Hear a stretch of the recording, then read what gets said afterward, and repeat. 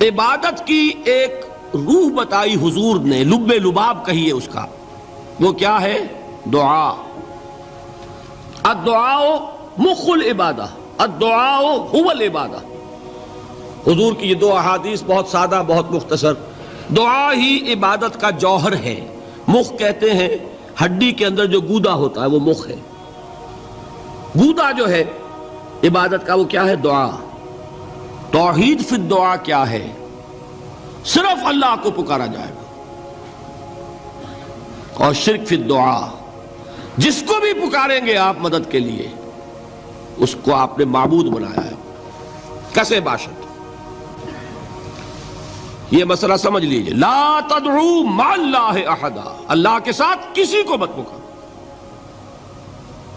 حضور نے فرمایا کہ جوتی کا تسمہ بھی مانگنا ہو تو اللہ سے مانگو۔ اللہ نے تو دروازہ کھولا ہوا ہے، جو چاہو مانگو، کسی اور سے مت مانگو۔ دیکھیے ایک علمی مسئلے اور ہوتے ہیں، یہ جو روحانیات کا معاملہ ہے، عالم ارواح میں کیا صورت ہے، ارواح صرف کہیں اللہ کے پاس کسی کولڈ سٹوریج میں ہے یا اس کا اس دنیا سے بھی کوئی تعلق ہے، یہ علمی مسائل ہیں۔ فرض کیجئے اس وقت کوئی ارواح یہاں موجود ہو، فرض کیجئے، میں اس کا انکار نہیں کروں گا، ہو سکتا ہے کہ ہو سکتا ہے کوئی روحانیت والا شخص بتا بھی دے کہ ہاں فلاں کی روح موجود ہے، ہوگی بھائی، اسے نظر آتی ہوگی، ٹھیک ہے۔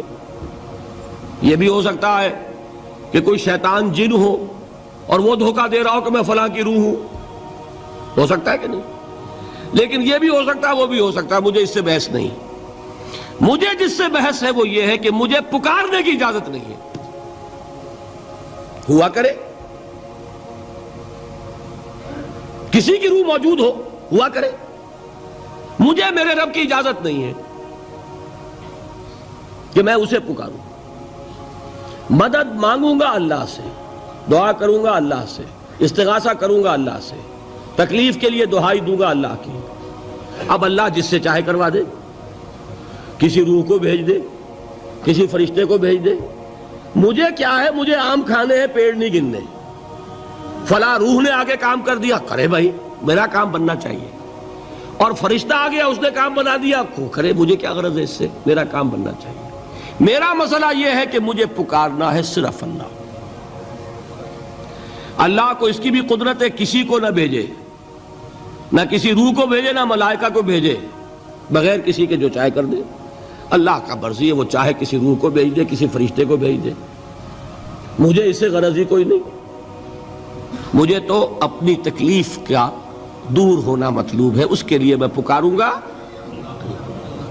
سمجھ رہے؟ دیکھیے میں سادہ ترین کر رہا ہوں مسئلہ۔ عبد القادر جیلانی کی روح یہاں ہے یا نہیں، حضور کی روح انور یہاں ہے یا نہیں، یہ تو علمی مسئلہ ہو گیا نا۔ یہ فرشتے یہاں ہیں کہ نہیں، کوئی اختلاف ہے؟ میں پکار سکتا ہوں اسے کہ بھائی ذرا میرا کام کر دینا۔ یہ کروں گا تو شرک۔ موجود ہیں کرامن کاتبین ہے کہ نہیں؟ موجود ہونا نہ ہونا یہ مسئلہ علمی۔ جو اصل میں شرک سے متعلق مسئلہ ہے وہ یہ ہے کہ پکارنے کی اجازت نہیں۔ دیکھیے حضور کی ایک حدیث ہے، اور یہ ایک ہمارے لیے خوشخبری ہے۔ آج 8واں دن ہے، آپ اپنی نیند کی قربانی دے رہے ہیں، آ رہے ہیں، سن رہے ہیں۔